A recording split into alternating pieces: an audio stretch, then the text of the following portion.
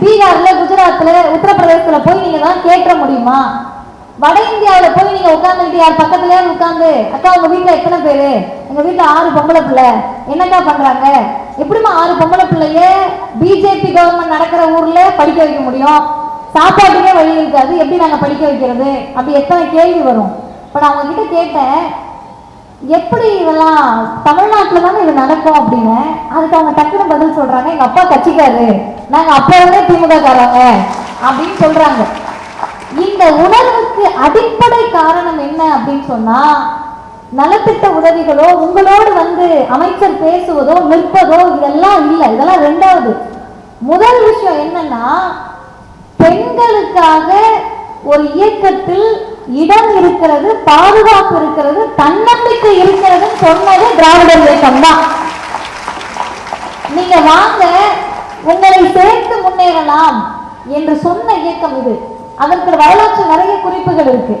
ஆனா குறிப்பாக அண்ணாவை பொறுத்தவரை எந்த இடத்தில் அண்ணாவை நாம் அண்ணாந்து பார்க்கணும்னு சொன்னா, கட்சிக்கு எல்லாரும் ஆள் கூப்பிடுவாங்க, இயக்கத்துக்கு ஆள் கூப்பிடுவாங்க. பேரறிஞர் அண்ணா இயக்கத்திற்கும் கட்சிக்கும் ஆட்களை எப்படி கூப்பிடுறாருன்னு சொன்னா, தோழர்களே வாங்கன்னு கூப்பிடல, தம்பிகளே வாங்கன்னு கூப்பிடல. அண்ணா எழுதிய கட்டுரைகள் தான் தம்பிக்கு. ஆனால் அண்ணா எப்படி கூப்பிடுறாருன்னா, வீரர்கள் தேவை, கடமையாற்றும் வீரர்கள் தேவை என்று பேரறிஞர் அண்ணா கூப்பிடுறாரு. அதுக்கு அடுத்து ரொம்ப ரொம்ப முக்கியமானது, அஞ்சா நெஞ்சம், ஆரியத்திற்கு அடிபணியான வீரர்கள் தேவை என்று பேரறிஞர் அண்ணா திராவிடர்களை பார்த்து அழைக்கிறார். இந்த 2 இடத்திலையுமே 2 வருடம் தான் அண்ணா ஆட்சியில் இருந்தார். 2 வருஷத்துல முடிச்சுட்டு போகிறப்ப அண்ணா அவங்க சொல்லிட்டு போனாரு, நான் இது யார் வேணா இன்னும் ஆட்சிக்கு வந்துக்கலாம். ஏன்னா அரசியல் என்பது எப்ப என்ன நடக்கும்னு தெரியாது. நீங்கள் யார் ஆட்சிக்கு வந்தாலும் சரி, நான் கொண்டு வந்த தாய் நாட்டிற்கு தமிழ்நாடு என்ற பெயரையும் சுயமரியாதை திருமண சட்டத்தையும் இருமொழி கொள்கையிலும் கை வைத்தால் தமிழ்நாட்டு மக்கள் எதிர்ப்பார்கள் என்ற அச்சம் உங்களுக்கு இருக்கின்றவரை அண்ணாதான் தமிழ்நாட்டை ஆள்கிறேன். அந்த கணக்குப்படி பார்த்தா அதிமுக ஆட்சிக்கு வந்திருக்கலாம், அம்மையார் ஜெயலலிதா வந்திருக்கலாம், அதுக்கடுத்து தடிக்கு விழுந்து யாராவது வந்திருக்கலாம். யார் வந்தாலும் இன்றைக்கு வரை இது 3ஐயும் தொட்டு பார்க்கக்கூடிய துணிச்சல் யாருக்கும் வராததன் விளைவு அண்ணாதான் இந்த மண்ணை ஆள்கிறார். அதற்கு அடுத்து முத்தமிழறிஞர் கலைஞர். கலைஞரை பற்றி பேசுகிற போது இந்த கட்சியை கலைஞர் எப்படி நடத்துகிறார் அப்படின்னு பார்த்தா, தோழர்னு எல்லாம் சொல்லுவோம். ஒருத்தர் வந்து என்கிட்ட ஒரு கல்லூரியில ஒரு பேராசிரியர் கேட்டாரு, உங்களை நான் தோழர்னு கூப்பிடலாமா, ஏன்னா நீங்க பெண் இல்லையா, தோழின்னு கூப்பிடணும்னாரு. நான் சொன்னேன், பேராசிரியர்களுக்கு வந்த சோதனை இது என்று நினைத்து கொண்டு, தோழர் என்றால் அது பொதுவான சொல், ஆண் பெண் எல்லாரையும் குறிக்கும். ஏன் டவுட் வருதுன்னா, எங்களை மரியாதையா பேசினதே இல்லைல்ல, இருளெல்லாம் போட்டு எங்களை சொன்னதே கிடையாதுல்ல, அதனால சந்தேகம் வருது. ஆசிரியர் அப்படின்னா அது ஆண், ஆசிரியை பெண், தலைமை ஆசிரியர் ஆண், தலைமை ஆசிரியை பெண், வேலைக்காரர் ஆண், வேலைக்காரி பெண், அதெல்லாம் கிடையாது. இருவிகுதி ஆணை நீங்க சொல்லணும்னா வேலைக்காரன் வேலைக்காரி தான். தலைமை ஆசிரியர் அப்படின்னா அவங்க ஆசிரியர்னு தானே சொல்லணும். இருவிகுதி அனைத்து மனிதர்களுக்கும் பொதுவான விகுதி, மரியாதைக்கு உரியவர்கள் தான் பெண்களும் என்பதை சொன்ன இயக்கம் திராவிடர் இயக்கம். ஐயா பெரியார் என்ன பண்றாருன்னா, பொது உடைமை இயக்கத்தினுடைய ரஷ்யா அந்த நாடுகள் எல்லாம் தோழர் என்ற அந்த காம்ரேட் என்ற வார்த்தையை இங்கே அறிமுகப்படுத்தி தோழர் என்ன எல்லாத்தையும் கூப்பிடணுன்றார்.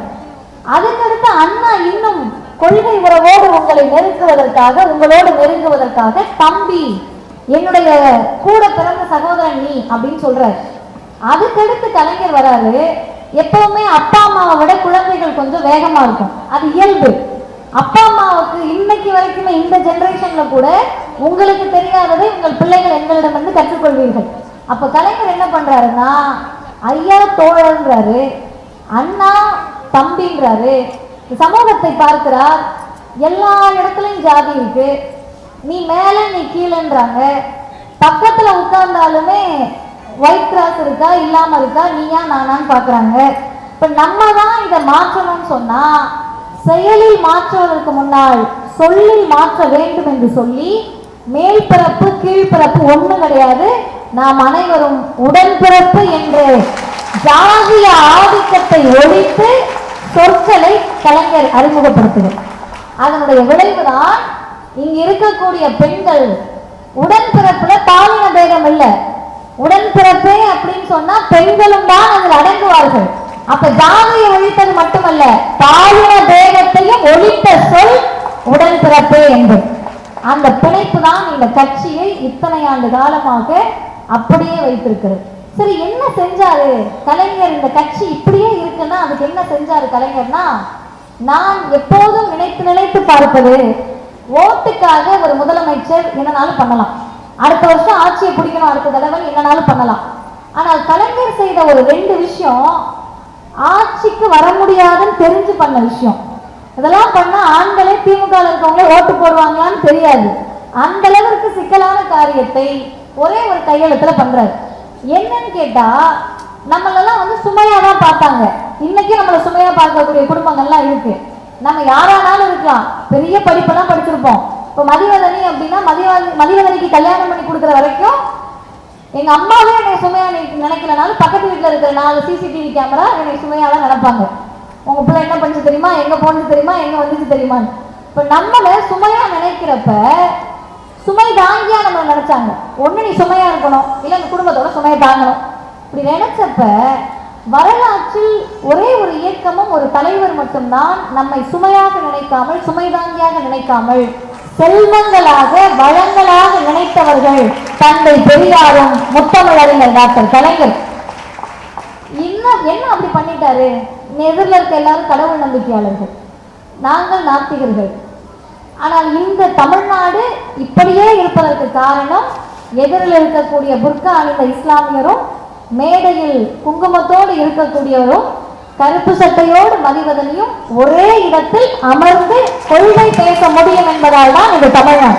பாதகம் செய்பவரை கண்டால் நாம் பயங்கொள்ளலாகாது பாப்பா, மோதி மிதித்து விடு பாப்பா, அவர் முகத்தில் உமிழ்ந்து விடு பாப்பா. அண்மை செய்திகளை உடனுக்குடன் தெரிந்து கொள்ள இணைந்திருங்கள் இயம்நாடு தொலைக்காட்சியுடன்.